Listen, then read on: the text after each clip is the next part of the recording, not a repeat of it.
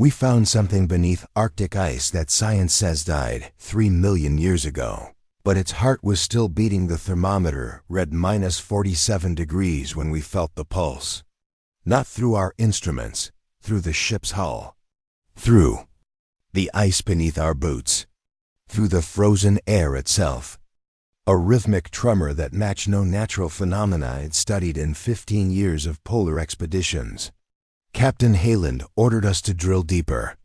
What we pulled from that ice core made 3 crew members refuse to continue the voyage. Inside, the frozen cylinder, preserved in crystalline clarity, was a tooth the size of a man's forearm, and it was still warm to the touch.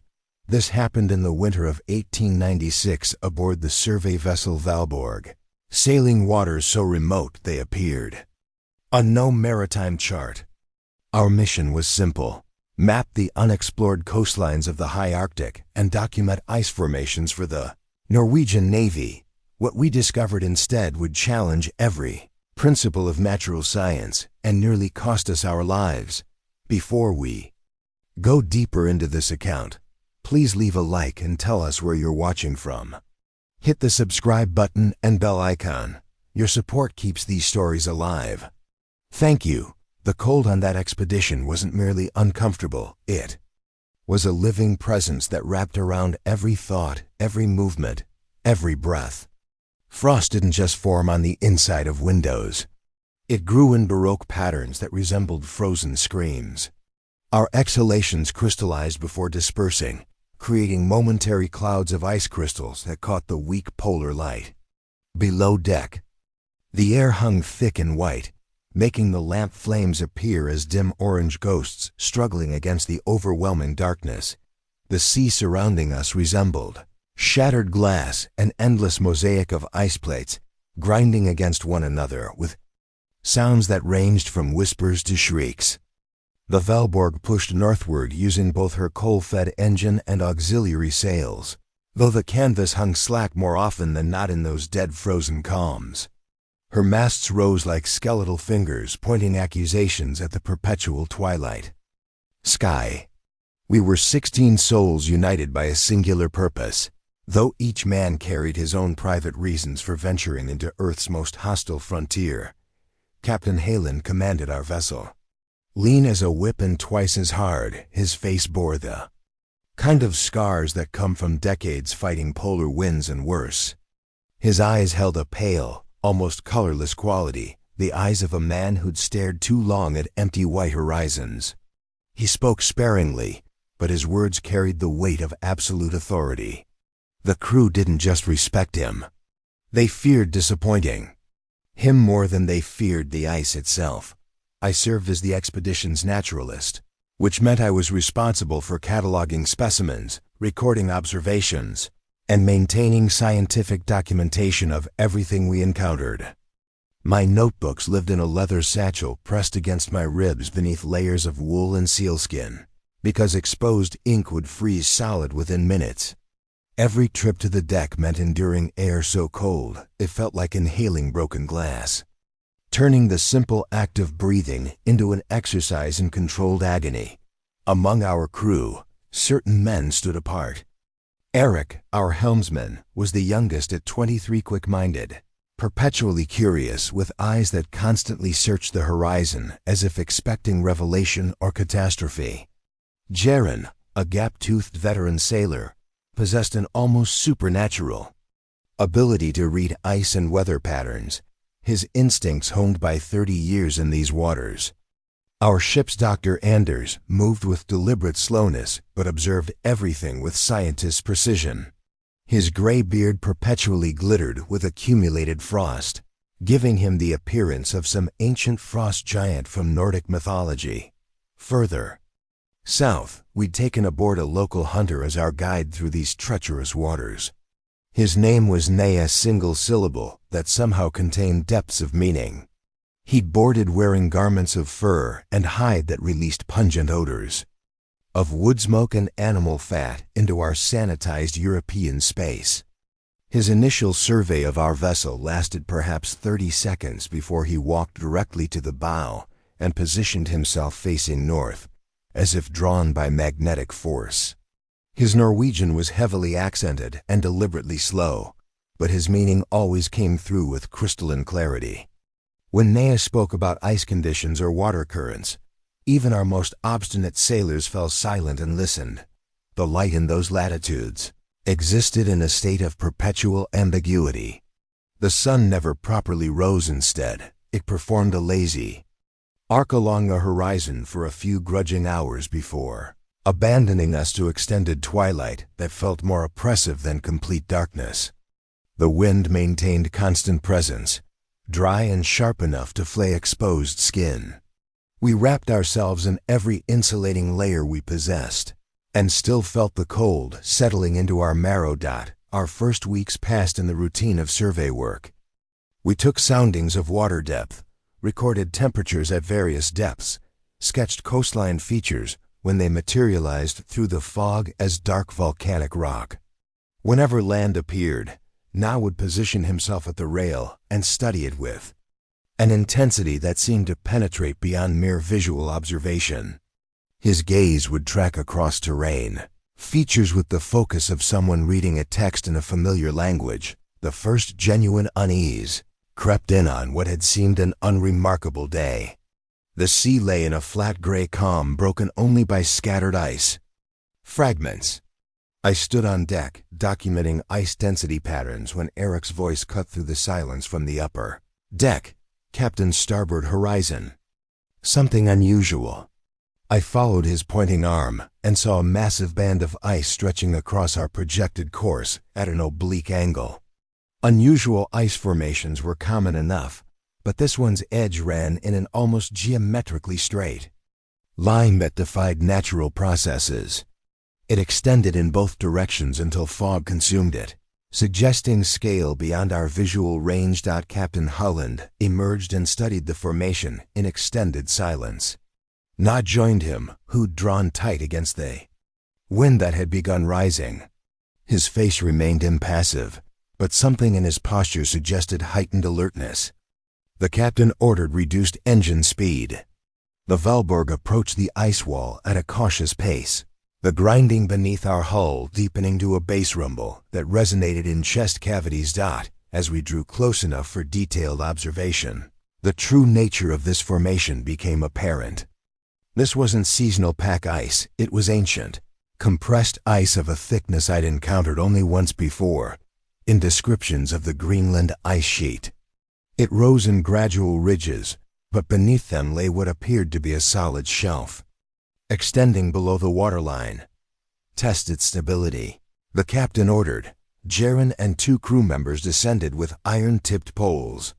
They moved onto the ice surface with careful, distributed weight, probing at regular intervals. After several tense minutes, Jaren straightened and signaled affirmatively. Solid enough to support a horse cart, he called up. Dense as bedrock, a boarding ramp was deployed. Hayland made the decision to use this opportunity for hull inspection and ice analysis. Idle men in extreme cold became complaining men, and complaining men became dangerous men. Work maintained psychological stability as much as it advanced our mission objectives. I joined the shore party, along with Anders, Eric, and several sailors. Na was already out ahead, moving across the ice surface with a lightness of step that made our heavy-footed progress seem almost comical. The ice beneath my boots felt profoundly solid, lacking the subtle flex or creaking that characterized most ice formations, yet running through it peculiar linear features unlike any ice stress fractures I'd studied. These were pale streaks that curved and branched in organic-looking patterns.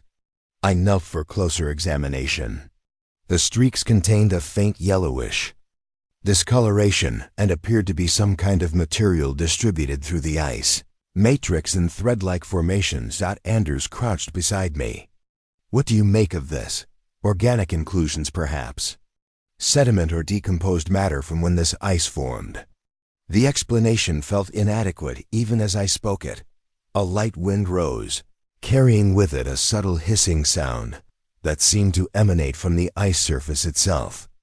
The ambient sounds from our ship, the familiar groaning of timber, The voices of men faded as we moved further from the Valborg. Eventually, I realized I could no longer hear these comforting noises. Only our footsteps and the wind existed. In this white silence, Ahedna had stopped. He stood motionless, facing further along the ice wall. His hand rested at his side, fingers slightly spread. Every line of his body conveyed tension I'd never witnessed in him before. "Do you see something?" I called out. He didn't respond. Captain Halen's voice carried authority and a hint of irritation. "Nah, report your observations." The guide turned his head toward us, then raised one arm and beckoned. His mouth was compressed into a hard line. Without speaking, he pivoted and walked along the ice wall. The captain selected a small group to follow himself: Anders, Eric, Jaren, and me. The remaining crew stayed near the ship with orders to watch for ice movement or weather changes. We walked for perhaps 10 minutes. The Valborg diminished behind us until it became a dark smudge against the pale horizon. The ice beneath our boots remained unnaturally solid.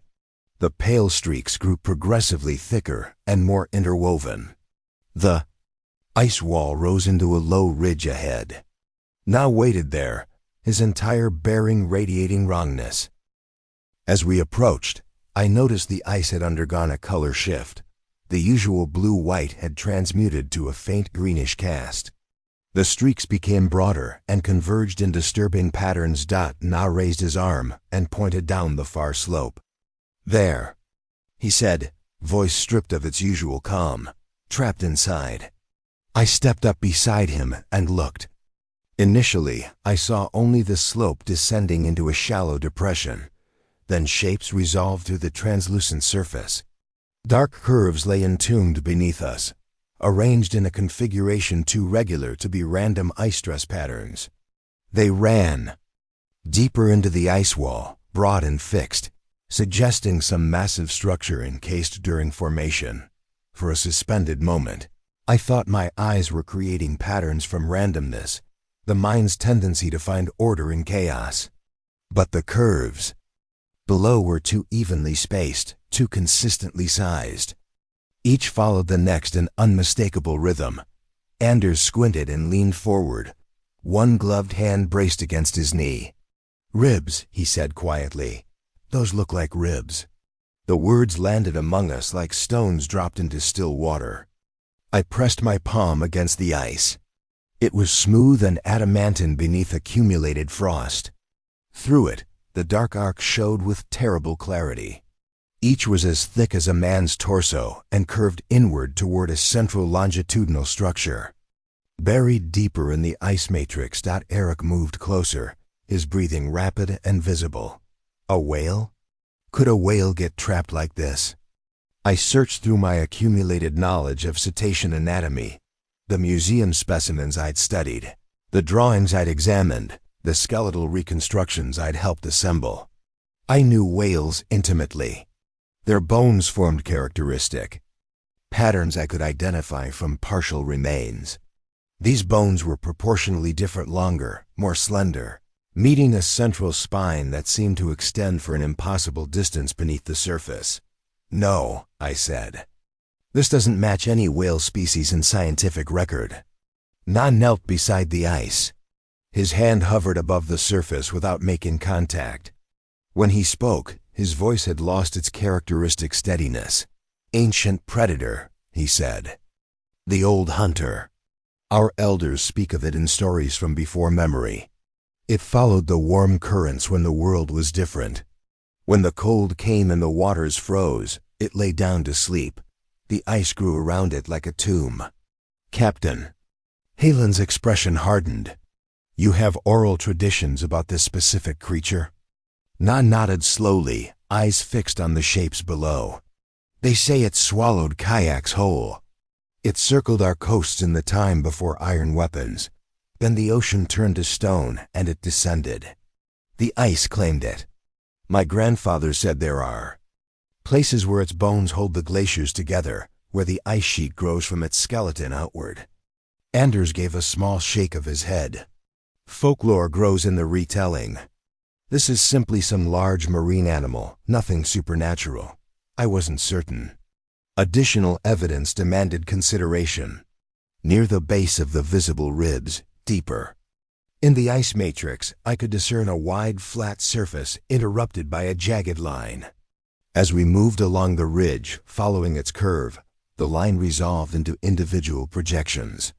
They were enormous triangular forms rooted in a jaw structure that dwarfed anything in my anatomical experience. Each tooth was serrated along its edges and set in a row that curved beyond our line of sight under the ice dot. The sight affected me in a way that transcended mere cold. A simple thought surfaced, clear and deeply unwelcome. I recognized those teeth. From paleontological illustrations, from fossilized specimens extracted from temperate zone sediments. "This is impossible," I whispered. Anders heard me. "What have you identified?" "There's a shark known from fossil record," I said carefully. An apex predator from the Cenozoic era, believed extinct for over 2 million years. Its dental structure matches these. Larger in scale, perhaps. But the morphology is identical. Cartrocles Megalodon. "You're suggesting fossilized remains?" Anders asked. I shook my head slowly. Fossils are mineralized stone replacing organic material over geological time. The color is wrong for fossilization, and observe here.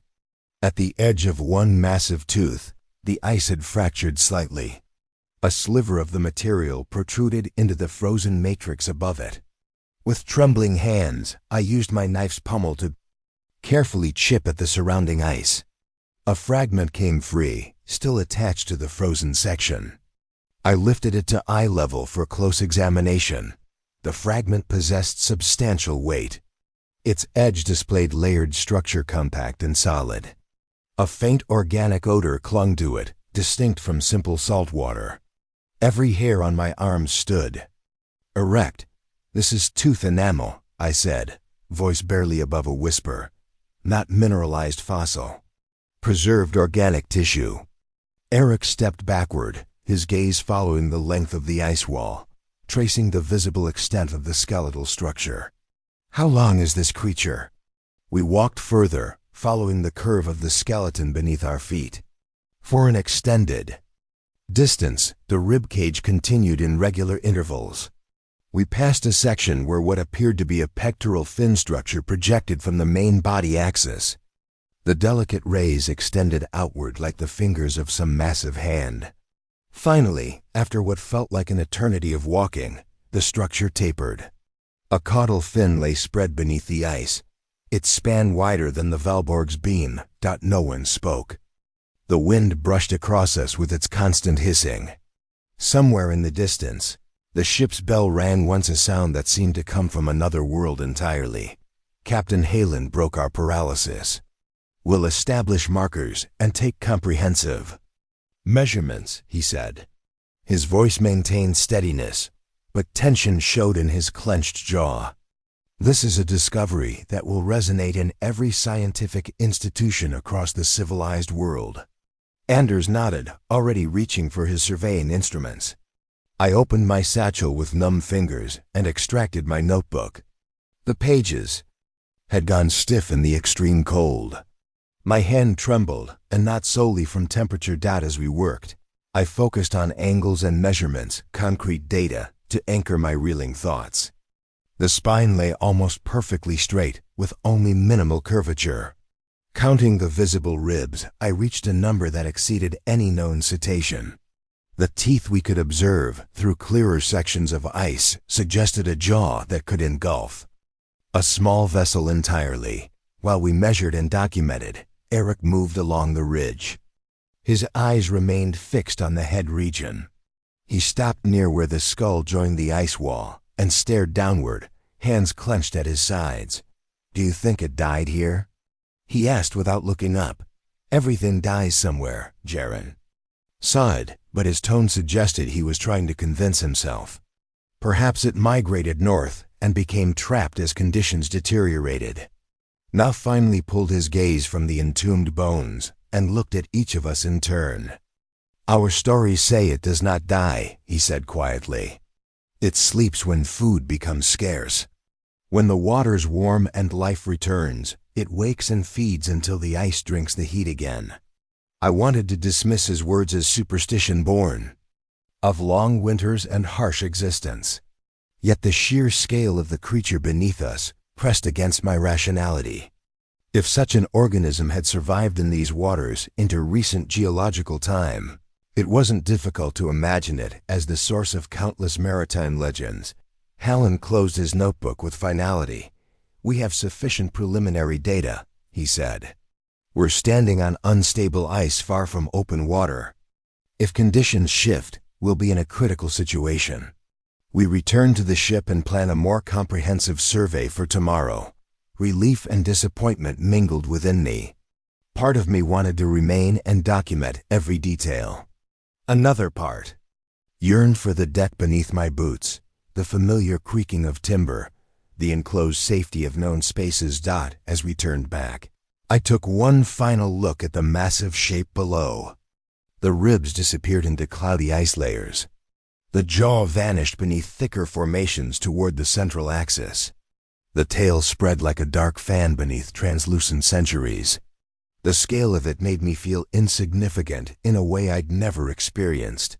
During the return walk, I fell into step beside Eric. His usual enthusiasm had evaporated. You've examined countless fossils, he said. Have you ever encountered anything approaching this? No, I answered honestly. Nothing in scientific literature prepares you for something of this magnitude. So the indigenous stories might contain truth, he said. About things too immense to believe. Stories often originate from observable phenomena, I said carefully. But we must exercise caution. This creature may have been dead for thousands of years. If it drifted northward, the advancing ice could have entombed it as climate patterns shifted around it. He nodded, but his shoulders remained tensed out by the time we reached the boarding ramp. My extremities had lost feeling. The sight of the Valborg rising above the ice edge brought visceral comfort. Men waited at the rail, their faces searching ours for signs of danger or discovery. We related what we'd found in measured terms. Even without embellishment, the account carried profound weight. Eyebrows rose, hands paused mid-task. Sailors in the work party stopped their activities to listen. Jaren spoke last. It lies beneath the ice like the frame of a cathedral, he said. You could fit our entire vessel between its ribs with room to spare. Murmurs spread through the assembled crew. Some made the sign of the cross. Others laughed nervously, as if trying to dispel unease through forced levity. Anders shook his head. That can't be the skeleton. No dead thing generates vibration. Jaren pointed toward the distant ridge. Then something beneath us is exerting upward pressure. Captain Hayland raised his hand. We're finished. For today, return to the ship immediately, no one argued. Tools were gathered with urgent efficiency. Men moved quickly but maintained careful footing, each aware of the faint tremor beneath us. Even the air seemed different, carrying a dryness that made throats ache. When we reached the ship, Eric looked back once more toward the ridge. It felt alive, he whispered. That night, the captain prohibited ice excursions. He established doubled watches. The deck lamps burned long after most men sought sleep. I lay awake, staring at ceiling beams. Every creak of the hull seemed amplified. Every minor shift of ice fragments made muscles tensed out near midnight. The tremor returned significantly stronger. The hull shuddered. Loose objects rattled. My bunk frame vibrated. I rushed to the main deck along with half the crew. The air hung still and cold enough to sear lungs. A series of fractures had opened across the distant ice wall. Then another sequence, then a third. Each propagated at slightly different angles, as if outlining something rising from below. Men clustered near the rail in tight formation. Fear showed clearly, now not in words, but in white-knuckled grips and rigid postures. Naya stood at the bow, silent. What happens next? Eric asked him. Nod didn't turn. The ocean remembers its hunger, he said quietly, and what lies beneath remembers the ocean. His answer settled over us with the weight of unwanted truth. We remained on deck until the tremors subsided. When they did, the subsequent silence felt worse. The ice field beyond our vessel no longer lay still. It shifted in slow, irregular patterns, as if stirred from underneath by something immense. I returned to my bunk before dawn, but sleep never came. My thoughts circled the same terrible question. If the creature below had once lived, what would happen if the ice no longer restrained it? When daylight returned, it came weak and diffused through drifting frost. The temperature had dropped to levels that made each breath feel viscous. Through the porthole, I saw the ice wall had transformed. The fractures from the night had widened, and the surface had risen in uneven ridges. This wasn't natural settling. Something below had pushed. On deck, men had gathered before the captain issued orders. They stared at the ice field as if expecting another tremor. Anders joined me with stiff movements, his coat pulled tight. You didn't sleep either, he observed. No. Captain Hayland emerged, his face pale from cold and strain. He surveyed each of us, gauging morale. We won't approach the site again, he said. The ice is unstable. Our priority now is freeing the Valborg before this field consolidates around us. No one disagreed. Even the most hardened sailors glanced nervously toward the ridge where the bones lay entombed. The memory of tremors had carved fear into the crew. Jaren tapped gloved fingers against the rail. We need open water, he said. If the ice field closes, we'll be crushed. The captain nodded. We start cutting a channel. Full crew in rotation. Within minutes, axes rang across the ice. Men worked in pairs, breaking through thinner sections to create maneuvering space for the ship. The sound of steel on ice echoed across the desolate expanse. I joined a work party, hands going numb despite exertion. Each breath burned in my chest. As we worked, the sensation of being observed intensified. The ice no longer felt like an inert platform.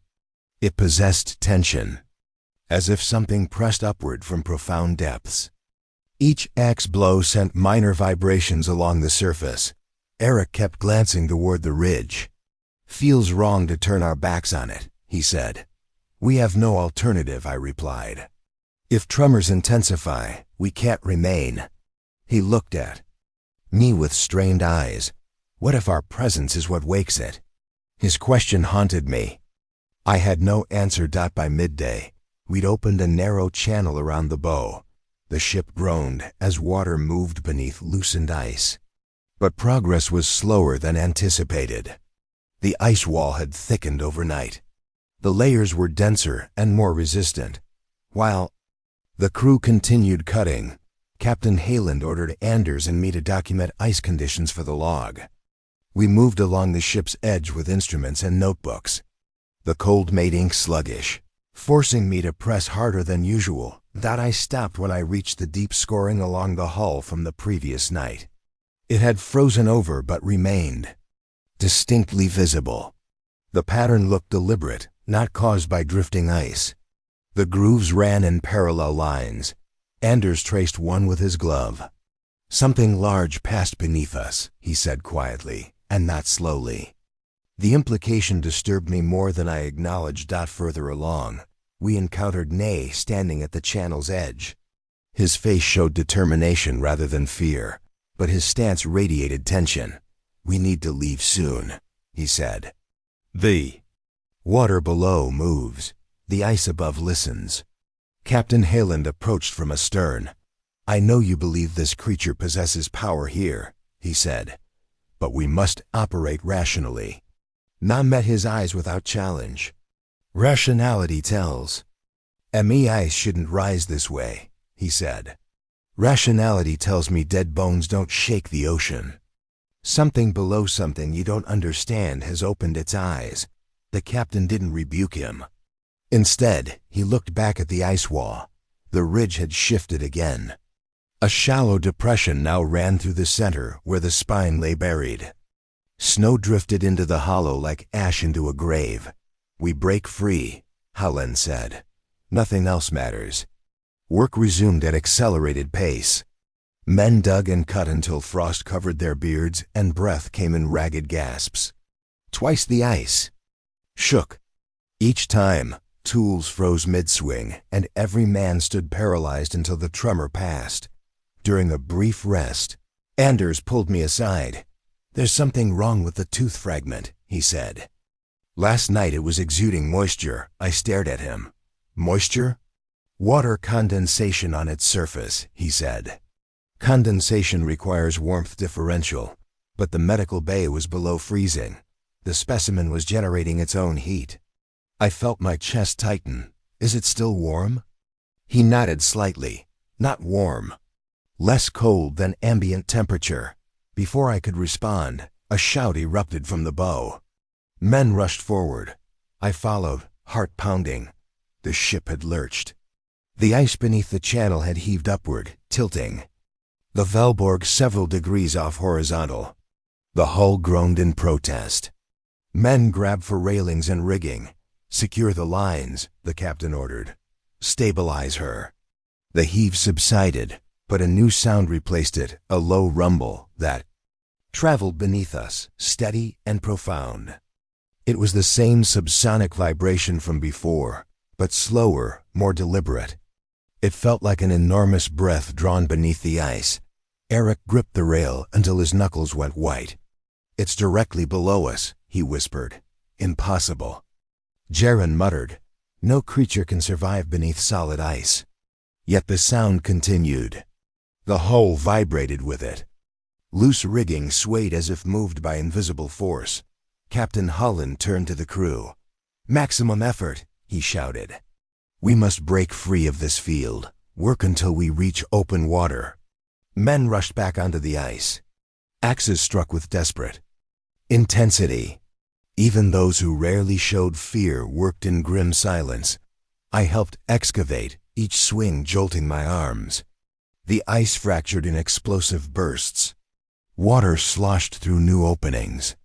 Steam rose faintly where water met air, impossible given the temperature. Now watched the water with narrowed eyes. "It warms," he said. "From below." I leaned close. He was correct. The water wasn't refreezing. It churned in small, unnatural eddies. "How can water be warm here?" I asked. "It's not the water," he said. "It's what lies beneath." Before I could respond, a massive crack split the air. An enormous fracture tore across the ice wall, bisecting the distance between the ridge and our channel. Snow and fragments exploded upward in a cloud. The sound rolled through my chest cavity. Men dropped tools and sprinted for the ship. The captain shouted for order, but his own voice carried strain. Then the ice buckled. A long section of the ridge collapsed inward. The depression where the skull lay deepened sharply. The entire surface sagged as if voided from below. The tremor intensified until it felt like the deck shook beneath an approaching earthquake. "We depart now," Captain Holland roared. "All hands aboard." We scrambled up the boarding ramp. Men hauled it in behind us. Jaren and two others threw their weight against the capstan, turning it with frantic strength. The engine roared to life. Belching smoke into frozen air, the ship shuddered forward. Ice shattered ahead as the boat pushed through. The water beneath boiled with unnatural movement. Eric stood at the rail beside me, eyes wide with primal terror. "It's rising," he said. Across the ice wall, the central ridge lifted. Chunks of ice burst upward like shattered stone. Beneath them, something dark moved, something that stretched across an area too vast to comprehend fully, shifting with the slow confidence of something waking from ancient, profound sleep. The jaw we'd uncovered the day before slid upward through. Breaking ice. The ice field erupted into violent chaos. Massive blocks tumbled over each other, lifting and collapsing in arrhythmic patterns. The section where the jaw emerged widened with each successive fracture. Chunks plunged into churning water, swallowed by movement that defied any natural current. The jaw rose incrementally, burdened by sheets of frozen crust. Water poured from the teeth in thick streams before freezing in mid-cascade. The scale made the Valborg seem like a child's toy. Men on deck pressed themselves against railings and rigging, unable to look away despite overwhelming terror. Captain Halen gripped the wheel, eyes locked on the chaotic field ahead. "Engine. Maximum output," he ordered. "Break through the channel immediately." The ship surged forward. Ice crunched beneath the reinforced bow. The hull groaned as blocks scraped along the planking. The engine roared, shaking the deck beneath our boots. Behind us, the jaw continued its ascent. It wasn't a smooth motion. It came in slow, ponderous heaves, each lift followed by a pause, as if something below needed time to remember how to move. Body parts trapped for geological ages. I stared at the teeth. Their surfaces glistened with moisture. The color no longer matched ancient bone. A faint wet sheen ran along the edges. A shiver ran down my spine that transcended the cold. Anders stepped beside me, hands trembling. "It shouldn't look like that," he said. "Ice preservation can't maintain tissue integrity this way. It should be brittle, desiccated." "This is..." He stopped, unable to complete the thought. The jaw opened fractionally wider, revealing the dark interior of the mouth. Rows of teeth on both sides curved inward toward the throat. The space between them could accommodate a whaleboat. With room to spare. A sound followed, not a roar, not anything produced by lungs or vocal cords. It came as a deep exhalation forced through breaking ice, rolling across the field and shaking loose frost from our rigging. Men ducked instinctively. Jaren ran to the captain. "We can't outrun it on consolidated ice," he said. "We need open water." "We'll reach it," Haaland insisted through clenched teeth. "Keep the bow clear." The crew returned to clearing ice ahead with renewed panic. I joined them, though my hands shook. Each blow sent fragments flying. The channel widened incrementally. Eric shoved a massive block aside and shouted, "It's moving again." I looked back. The ridge behind us had collapsed completely. Ice tumbled inward in massive sheets, dragged down by something beneath. The water churned violently, throwing up foam and slush. The spine revealed itself in sections as overlying ice shattered. A long curve rose just above the surface, not bone, not fossil. Wet, substantial. It flexed perceptibly before submerging again. "Did you see that?" Eric gasped. "It moved. It actually moved. I had seen it." There was no denying reality now. Something lived beneath this ice. Something that shouldn't exist in any era accessible to human memory. Something that had endured long enough for our world to forget it entirely. We broke through another section of dense pack ice. Water surged along the bow. The ship lurched into deeper water, and momentarily the hull lifted clear of scraping contact. Again. The captain shouted, "Clear the next section." But before we could resume, a massive pressure wave rolled beneath us. I felt it through my boots, through the deck boards, through the railing under my grip, a rising force, completely deliberate. A moment later, an enormous swell lifted the water directly astern. The Valborg rose sharply at the stern. Men stumbled. Barrels slid across the deck. Rigging snapped taut with dangerous tension. I threw my arms around a support post as the stern rose at an impossible angle, nearly tipping the bow downward into the ice. The engine shrieked, gears grinding under unnatural strain. Captain Halen bellowed, "Maintain position. Brace yourselves." The swell dropped. The ship slammed back onto the surface with an impact that rattled my teeth. When I regained balance and looked astern, the water formed a circular depression. At its center, something vast and dark rotated beneath the surface, creating a spiral of movement. Ice fragments were drawn into it, disappearing instantly into depths. An immense shadow passed directly beneath our hull. It was large enough to block out the weak light penetrating the water. The shape glided under the starboard side and vanished toward the shattered ridge. The ship rocked violently in its wake. "It circled us," Anders said, voice hollow. "It knows we're here." Na finally spoke from his position at the bow. He hadn't moved through any of the chaos. "The ocean wakes something that remembers hunger," he said. "It seeks the warmth signature of living things." No one argued. The captain forced the ship forward again. Men attacked the next ice barrier with frantic desperation. My arms ached with each swing. The cold made every breath a sharp pain. Our world narrowed to a single imperative: open a path before the creature fully surfaced. The tremor returned, stronger than before. A section of ice behind us rose several meters before exploding outward.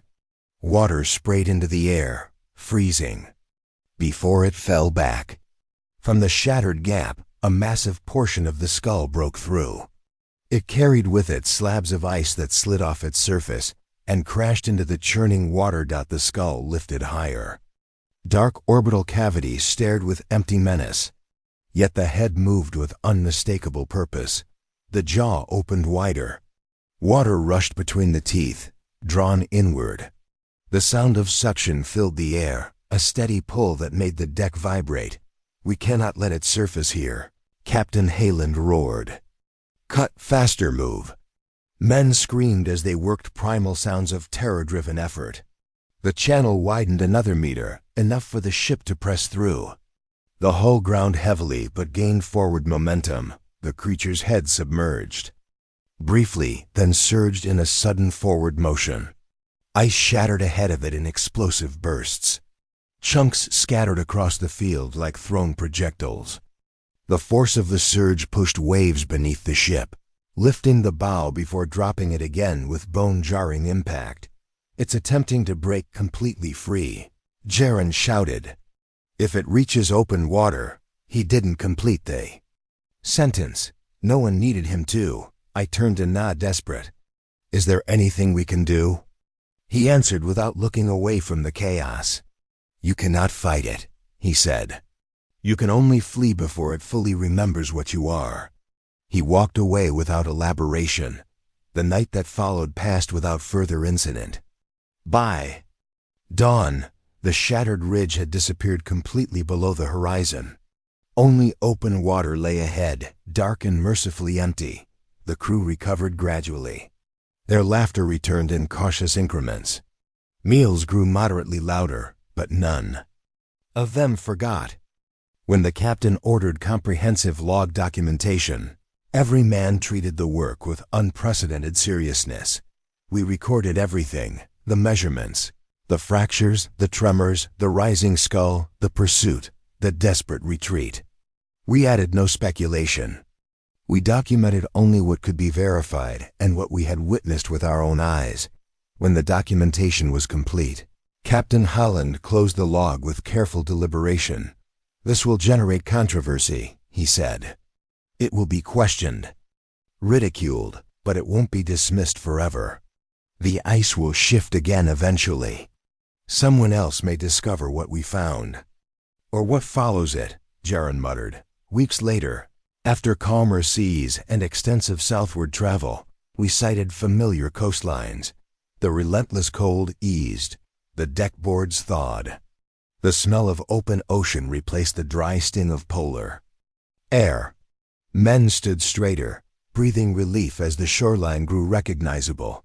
On the morning we entered harbor, I stood at the bow watching seabirds circle overhead. The world appeared ordinary again.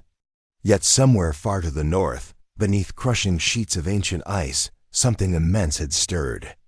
After an age of frozen silence, I knew with absolute certainty it would stir again, and next time, the ice might not hold it.